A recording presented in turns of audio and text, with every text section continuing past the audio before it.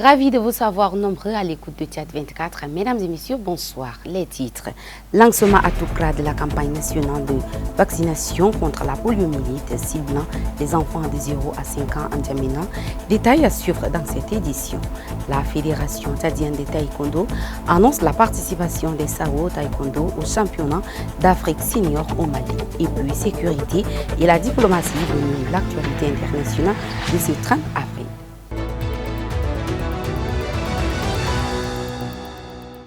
Mesdames et messieurs, une fois de plus, bienvenue à toutes et à tous. Le ministre de la Santé publique et de la Prévention a procédé ce 30 avril 2026 à Toukra, dans le 9e arrondissement d'Indiamena, au lancement de la campagne nationale de vaccination contre la poliomyélite. Cette opération cible les enfants de 0 à 5 ans. Reportage Maroka Cicel Kadi. Les autorités sanitaires ont officiellement donné le coup d'envoi d'une nouvelle campagne de vaccination contre la poliomyélite, avec pour objectif de renforcer l'immunité des enfants de moins de 5 ans face au poliovirus circulant. Prévue pour une durée de 4 jours, cette campagne repose notamment sur une stratégie de porte-à-porte visant à atteindre un maximum d'enfants sur l'ensemble du territoire concerné. Les équipes de vaccination seront déployées dans les ménages afin de faciliter l'accès aux vaccins et d'assurer une couverture optimale. Au-delà de l'administration des doses, cette initiative entend également sensibiliser les parents sur l'importance de la vaccination, considéré comme l'un des moyens les plus efficaces de prévention contre cette maladie invalidante. La représentante de l'Organisation mondiale de la santé, OMS, Dr Blanche Ania, a rappelé que cette campagne constitue un engagement majeur pour la protection de la santé infantile et l'éradication de la poliomyélite. La campagne que nous lançons aujourd'hui n'est pas une simple activité vaccinale de masse, n'est pas une autre campagne. C'est une réponse stratégique, incontournable, pour interrompre la transmission du poliovirus et protéger tous les enfants tchadiens. De son côté, le ministre de la Santé publique et de la Prévention, Dr Abdelmadjid Abderrahim Mahamat, a souligné le caractère crucial de cette campagne dans la lutte contre la poliomyélite, insistant sur la nécessité d'une forte adhésion des populations. Et il est important que tous les enfants soient vaccinés. Nous avons estimé un total de 6 432 000 enfants à vacciner pour le Tchad. Retenez que nous avons un engagement. Un engagement, c'est d'interrompre la chaîne de contamination d'ici 2026. Les autorités sanitaires lancent ainsi un appel à la mobilisation générale des communautés, des leaders locaux et des partenaires techniques afin de garantir une couverture vaccinale maximale et de s'assurer qu'aucun enfant ne soit laissé de côté. La province du Guéra a officiellement lancé jeudi 30 avril 2026 sa campagne de vaccination contre la poliomyélite. La cérémonie s'est tenue au centre de santé FCM de Barbangor sous la présidence du préfet du département du Guéra, Abakar Ali Douman, en présence des autorités administratives, sanitaires et locales, Mohamed Mouktar Timi.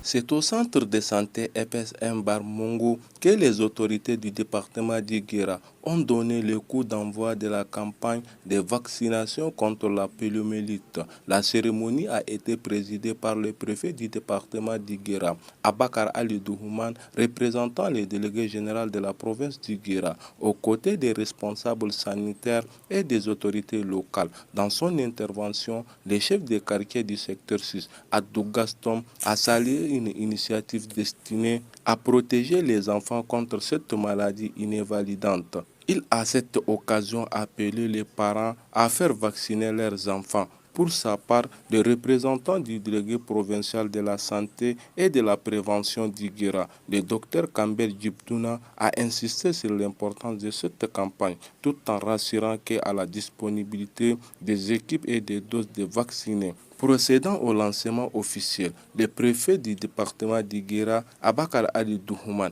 a exhorté les populations à une forte mobilisation communautaire afin d'atteindre l'ensemble des enfants ciblés. C'est des autres pays à organiser des campagnes de vaccination dites le journée nationale de vaccination contre la maladie. Dans cette politique, il y avait l'appui permanent de nos partenaires au Prévue développement. du 1er au 3 mai 2026, cette campagne vise à immuniser les enfants contre la poliomyélite, une maladie virale hautement contagieuse, pouvant entraîner des paralysies irréversibles. Les équipes de vaccination seront déployées dans les quartiers et les localités afin d'assurer une couverture maximale. Le ministre du Commerce et de l'Industrie, Guy Bolofanga Mathieu, a effectué une visite d'inspection de la station du broyage du groupe Simaf Tchad, située à Lamadi, dans le 8e arrondissement d'Injamena. À l'issue de la visite, il s'est dit satisfait du bon fonctionnement du circuit de production du ciment au sein de ce complexe industriel Pafindjouri. Le dispositif circuit Glenker-Gypse, matériaux entrant dans la fabrication de ciment, broyage et sachage, est en marche. Le groupe Ciment d'Afrique Tchad, filiale de Lamadi, produit quotidiennement 1000 tonnes de ciment, confie un employé sur place. Au regard de son constat et des chiffres de productivité avancés, le ministre du Commerce et de l'Industrie, Guy Bolofanga Mathieu, a apaisé son tempérament, mais s'est étonné de la carence de ciment. Par la maladresse ou panne occasionnelle de l'usine, les vendeurs profitent pour spéculer le prix d'un sac de ciment. Guy Bolofanga Mathieu a donné des instructions au service de contrôle présent afin de le maintenir fixe et standard à tout temps et dans tous les lieux de vente. Le ministre du Commerce et de l'Industrie a indexé l'entreprise du fait de son désengagement vis-à-vis de l'État. Les consommateurs ont les regards rivés vers le groupe CIMAF qui est tenu de respecter ses engagements vis-à-vis de l'État. Il y a certes de la pression, mais c'est compte tenu des obligations à la charge des deux parties. Je vais donc inviter une fois de plus le groupe CIMAF à respecter ses engagements, à disponibiliser le produit et à partir d'aujourd'hui, des mesures sont prises en ce qui concerne l'agrément délivré aux distributeurs qui, quelques petites fois, ne respectent pas leurs engagements vis-à-vis de l'État, vis-à-vis certainement du groupe CIMAF ou encore de la station de broyage ici. Au Tchad, le prix des matériels de construction, des denrées alimentaires et de produits manufacturés flamme sans motif valable. Tous ont entendu les ordres du ministre de leurs propres oreilles. Il y a 3 mois que la Société nationale d'exploitation de ciment, Sonacim, est privatisée. Elle fait désormais partie du groupe CIMAF d'Afrique. Le groupement mobile d'intervention de la police GMIP a déployé ce jeudi 30 avril 2026 un important dispositif sécuritaire dans la ville d'Injamena. Cette montée en puissance intervient dans un contexte d'appel à manifester, suscitant inquiétude et réaction au sein de la population. Bayrakula Maxime. Depuis les premières heures de la matinée, une présence accrue des forces de l'ordre est observée dans plusieurs artères de la capitale. Des unités du groupement mobile d'intervention de la police GMIP, appuyées par des moyens anti-émeutes, ont été déployés aux principaux ronds-points et axes stratégiques de la ville. Des camions de la police équipés de canons à eau sont notamment visibles dans les différents arrondissements, traduisant un dispositif de prévention face à d'éventuels troubles à l'ordre public. Cette démonstration de force inhabituelle pour certains habitants alimente un climat de crainte. Perceptible dans plusieurs quartiers, les mouvements de circulation restent globalement fluide, mais marqué par la vigilance accrue des usagers et des riverains.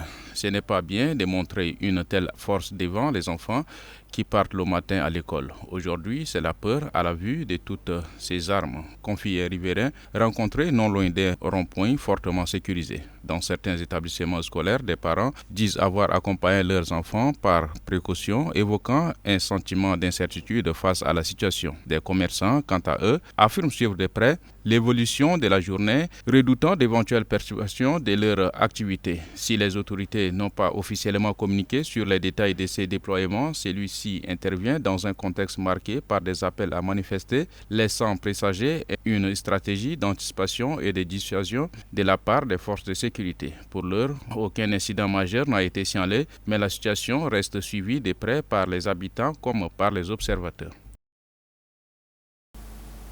La communauté Mongo a organisé la première édition du Festival des Arts et de la Culture Mongo. La cérémonie officielle d'ouverture s'est tenue le 29 avril à l'espace culturel Talinoumano en présence de la maire du 6e arrondissement, du maire de la ville de Moundou et de plusieurs chefs de canton du Logone oriental. Mingano Djingol Olga.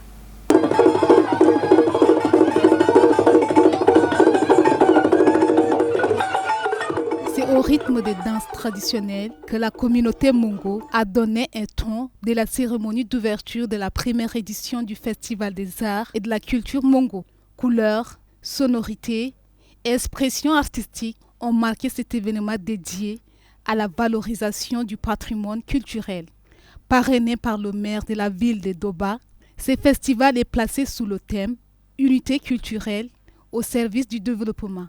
À travers cette initiative, les organisateurs entendent promouvoir la cohésion sociale et renforcer les liens entre les différentes composantes de la communauté Mongo.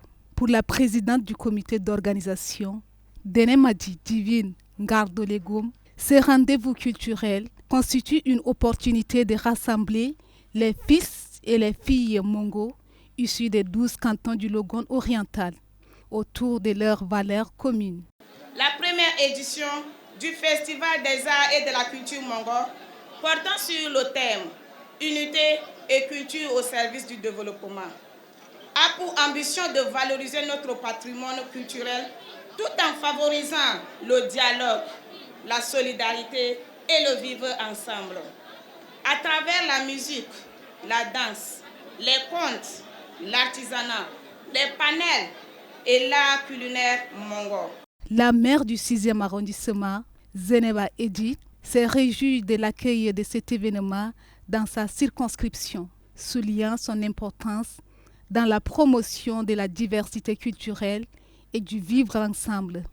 La cérémonie s'est déroulée dans une ambiance festive et riche en expressions culturelles. Des stands d'exposition ont permis au public de découvrir des œuvres d'art mongo ainsi que des ingrédients entrant dans la préparatif des mets traditionnels. Pendant 4 jours, l'espace culturel Talinoumano vibrera au rythme de la culture mongo entre prestations artistiques, échanges culturels et valorisation du savoir-faire local. La Fédération tchadienne de taekwondo a officiellement annoncé la participation de la sélection nationale, les Sao Taekwondo, au championnat d'Afrique senior prévu au Mali du 30 mai au 2 juin 2026. Cette annonce a été faite à l'occasion d'un point de presse tenu ce 30 avril dans un restaurant de la place. Je vous propose de suivre un extrait du président de la dite fédération, Maître Dimadoum Nodina. La Fédération tchadienne de taekwondo fait preuve d'un professionnalisme exemplaire, malgré des préparations souvent compromises par le déblocage tardif des fonds destinés aux stages et aux compétitions. Nos combattants ont toujours ramené des médailles au pays. Nous avons constamment su garder le moral et pousser nos athlètes à se surpasser pour l'honneur de la patrie.